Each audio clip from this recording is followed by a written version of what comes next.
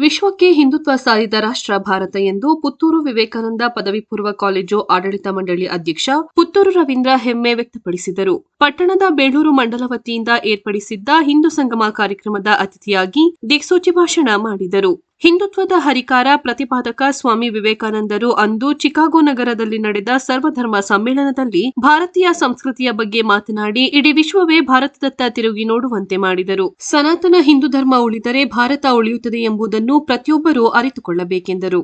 ಕಾರ್ಯಕ್ರಮದ ಸಾನ್ನಿಧ್ಯ ವಹಿಸಿದ ತೋಂಟದಾರ್ಯ ಮಠ ಬಸವಪಟ್ಟಣ ಹಾಗೂ ಮುಳ್ಳೂರು ಮಠದ ಶ್ರೀ ಸ್ವತಂತ್ರ ಬಸವಲಿಂಗ ಸ್ವಾಮೀಜಿ ಮಾತನಾಡಿ, ಈ ರಾಷ್ಟ್ರದಲ್ಲಿ ಸನಾತನ ಧರ್ಮ ಹಿಂದುತ್ವದ ಬಗ್ಗೆ ಕಾಳಜಿ ವಹಿಸಿ ಜನಸಾಮಾನ್ಯರಲ್ಲಿ ಜಾಗೃತಿ ಮೂಡಿಸುವ ಕಾರ್ಯ ಮಾಡಿರುವ ಏಕೈಕ ಸಂಘಟನೆ ಅದು ರಾಷ್ಟ್ರೀಯ ಸ್ವಯಂ ಸೇವಾ ಸಂಘ ಎಂದು ಹೆಮ್ಮೆಯಿಂದ ಹೇಳಬಹುದೆಂದರು.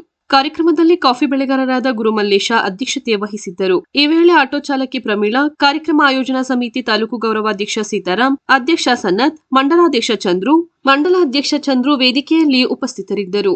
ಕಾರ್ಯಕ್ರಮಕ್ಕೂ ಮುನ್ನ ಕುಸುಬೂರು ದೇವಾಲಯದ ಬಳಿಯಿಂದ ಬೃಹತ್ ಶೋಭಾಯಾತ್ರೆ ನಡೆಸಲಾಯಿತು.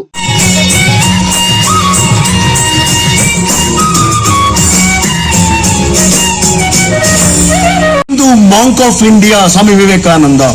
ಹಿಂದೂ ಅನ್ನುವಂತ ಶಬ್ದ ಅಮೆರಿಕಾದ ಮೂಲೆ ಮೂಲೆಗಳಿಗೆ ತಲುಪಿದ್ದು ಆ ಕಾರಣದಿಂದ.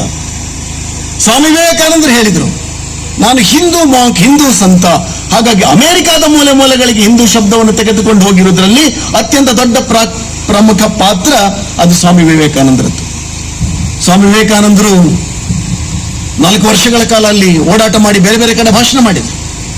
ಭಾಷಣ ಮಾಡ್ತಾ ಮಾಡ್ತಾ ಭಾರತೀಯತೆಯ ಶ್ರೇಷ್ಠತೆ, ಹಿಂದೂ ಸಮಾಜದ ಶ್ರೇಷ್ಠತೆ ಇದನ್ನು ಮೂಲೆ ಮೂಲೆ ಮೂಲೆ ಮೂಲೆಗಳಿಗೆ ಹೇಳ್ತಾ ಬಂದರು. ವಾಪಸ್ ಬಂದ ನಂತರ ಅವರು ಅಲ್ಲಿ ಮಾತಾಡಿದನ್ನು ಇಲ್ಲಿ ಮಾತಾಡಲಿಲ್ಲ. ಅವರು ಇಲ್ಲಿ ಬಂದಾಗ ಬೇರೆನೆ ಮಾತಾಡಿದ್ರು. ಇಲ್ಲಿ ಬಂದಾಗ ಅವರು ಜಗತ್ತಿನ ಬೇರೆ ಬೇರೆ ದೇಶದ ಜನರ ಸ್ವಚ್ಛತೆ, ಒಳ್ಳೆಯತನ ಇದನ್ನೆಲ್ಲ ನೋಡಿದ್ರು. ಇಲ್ಲಿ ಬಂದಾಗ ಇಲ್ಲಿ ಏನೇನು ದೋಷಗಳಿದೆ ಅದನ್ನು ಹುಡುಕಿದ್ರು. ಇಲ್ಲಿ ಬಂದು ಮಾಡಿದ ಭಾಷಣದಲ್ಲಿ ಅವರು ನಮ್ಮ ಜನಗಳಿಗೆ ಯದ್ವಾ ತದ್ವಾ ಬೈದ್ರು. ತಲೆನೆಟ್ಟಿಗಿದೆ ನಿಮಗೆ ಹಾಗೆ ಮಾಡಬೇಕು ಅನ್ನೋ ಕಾರಣಕ್ಕೋಸ್ಕರನು ಹಿಂದೂ ಅನ್ನೋದು ಇಡೀ ಜಗತ್ತಿನಾದ್ಯಂತ ಬಹುಚರ್ಚಿತ ವಿಷಯ. ಬಂಧುಗಳೇ, ಹಿಂದುತ್ವದ ವೈಶಿಷ್ಟ್ಯತೆ, ಹಿಂದುತ್ವದ ಶ್ರೇಷ್ಠತೆ ಇದೆಲ್ಲ ನಮ್ಗೆ ಈಗ ಅರ್ಥ ಆಗ್ತಾ ಬಂದಿದೆ. ದುರಂತ ಏನು ಅಂತಂದ್ರೆ, ಈ ದೇಶದಲ್ಲಿ ಒಂದು ಆಖ್ಯಾನ ಇತ್ತು, ಒಂದು ನರೇಟಿವ್ ಇತ್ತು. ಹಿಂದೂಗಳು ಅವ್ರು ಹುಟ್ಟಾಗ್ತಾರ, ಈಸ್ ಇಟ್ ಪಾಸಿಬಲ್? ಈ ಪ್ರಶ್ನೆ ಇಡೀ ಹಿಂದೂ ಸಮಾಜದಲ್ಲಿತ್ತು. ತಮಾಷೆ ಮಾಡ್ತಾ ಇದ್ರು ನಮಗೆ. ಹಿಂದೂಗಳು ಒಟ್ಟಾಗೋದು ಅದು ಹೋಗೋ ವಿಷಯನೇ ಅಲ್ಲ. ಹಿಂದೂಗಳು 4 ಜನ ಹಿಂದೂಗಳು ಒಟ್ಟಾಗಿ ಹೋಗ್ತಿದ್ದಾರೆ ಅಂತಂದ್ರೆ ಬಹುಶಃ ಅವರ ಹೆಗಲ ಮೇಲೆ ಇನ್ಯಾರೋ ಇರಬೇಕು ಅಂತ. ಒಂದು ಹೆಣ ಹೊತ್ಕೊಂಡು ಹೋಗುವಾಗ ಮಾತ್ರ 4 ಜನ ಒಟ್ಟಿಗೆ ಹೋಗ್ತಾರೆ. ಅವರು ಆ ಕಡೆ ಹೋದ್ಮೇಲೆ ಹೆಣ ಕೆಳಗಿಟ್ಟ ಮೇಲೆ ಮತ್ತೆ ಜಗಳ ಮಾಡ್ಕೊಂಡು ಹೋಗ್ತಾರೆ. ಈ ರೀತಿ ಹಿಂದುತ್ವದ ಮೇಲೆ, ಹಿಂದೂ ಸಮಾಜದ ಮೇಲೆ ಒಂದು ಕೆಟ್ಟ ಆಪಾದನೆ ಇತ್ತು, ಹಿಂದೂಗಳು ಒಟ್ಟಾಗಲ್ಲ.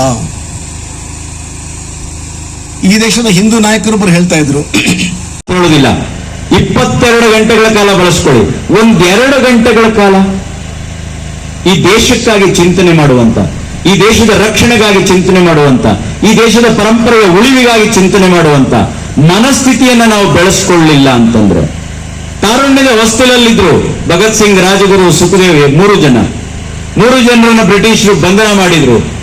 ಸ್ವಾತಂತ್ರ್ಯಕ್ಕಾಗಿ ಹೋರಾಟ ಮಾಡ್ತಾ ಇರೋರು ಅಂತ ಹೇಳಿ ಅವರನ್ನು ಮರಣದಂಡನೆ ಶಿಕ್ಷೆಗೆ ಗುರಿಪಡಿಸಲಾಯಿತು.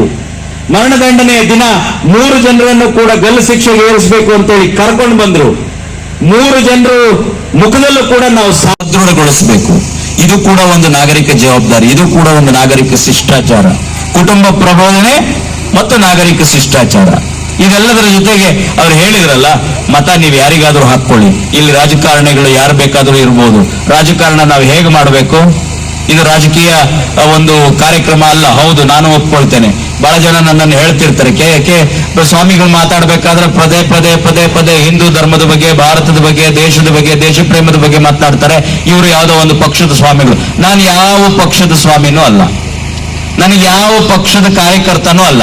ಯಾವ ಪಕ್ಷದ ನಾಯಕ ತಪ್ಪು ಮಾಡ್ತಾನೋ ಅವನ ಬಗ್ಗೆ ನಾನು ಕಡಾಖಂಡಿತವಾಗಿ ತುಂಡರಿಸುವಂತೆ ಮಾತನಾಡುವಂತ ಮನಸ್ಥಿತಿ ಉಳ್ಳವನು. ರವೀಂದ್ರ ಅವರು ಹೇಳಿದ್ರಲ್ಲ, ಬಹುಶಃ ಯಾವ ಮಠ ಮಂದಿರಗಳಲ್ಲಿ ಈ ತರಹದ ಭಾವನೆಗಳನ್ನ ಜನರಿಗೆ ತಿಳಿಸ್ತಾರೋ ಇಲ್ವೋ ಅಂತ. ಈ ಹೆಣ್ಮಕ್ಳ ಜವಾಬ್ದಾರಿ ಹೇಗೆ ಮರೆಯಾಗಿದೆ ರವೀಂದ್ರ ಜನಗಳಿಂದ. ಹೆಣ್ಮಕ್ಳಿಗೆ ಜವಾಬ್ದಾರಿ ಇರಬೇಕಿತ್ತು, ಅದು ಹೇಗೆ ಮರೆಯಾಗಿದೆ. ನಮ್ಮಲ್ಲಿ ಸ್ವಾಮಿಗಳಲ್ಲೂ ಮರೆಯಾಗಿದೆ.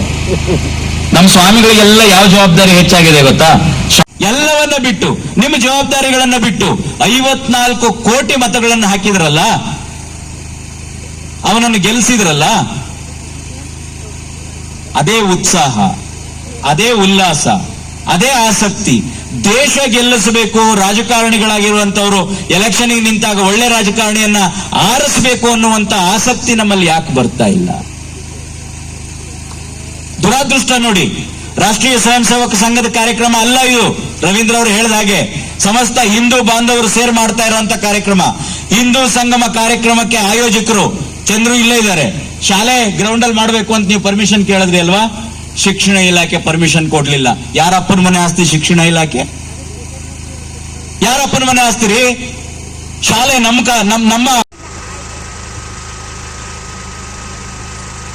ಒಂದೇ ಒಂದೇ ಒಂದೇ